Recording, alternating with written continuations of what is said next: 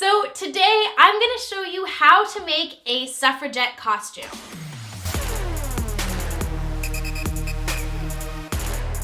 So the reason I'm making a costume video on this comedy channel is because I just put out a sketch about suffragettes in modern day. And while we were getting ready for that sketch, I did a lot of research about suffragettes and the costume and the details that go into that, and I wanted to share it with you just in case you wanted to make a costume or become a suffragette yourself. The suffragettes married radical ideas with willfully conventional dress. They really took care to appeal to the eye, especially when they were in the media, when they were demonstrating, when they were on parade. People were so scathing towards suffragettes. They called them not women, not feminine, that the suffragettes wanted to just combat that with wearing their finest clothes and looking as feminine and as presentable as possible.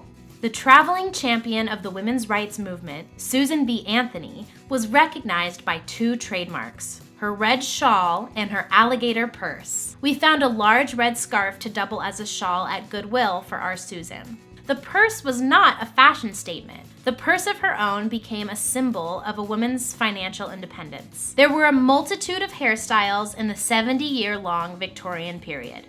We opted for a simple middle part pulled back over the ears and gathered into a low bun. There were 3 styles of shoes worn by women: the boot, clog, and slipper, all characterized by pointy toes and an angled block heel. Let's talk about hats, baby.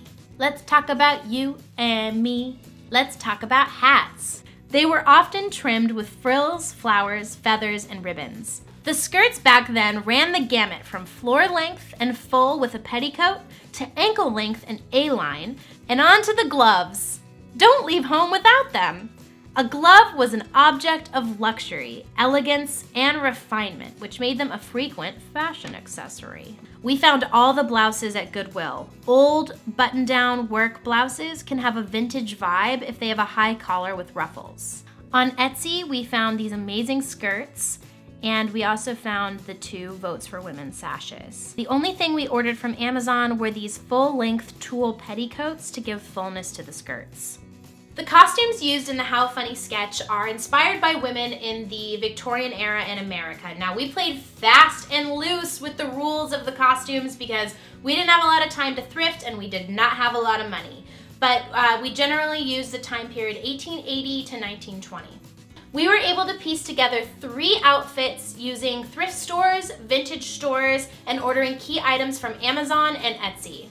I've linked all of those down below if you're interested. They're down there.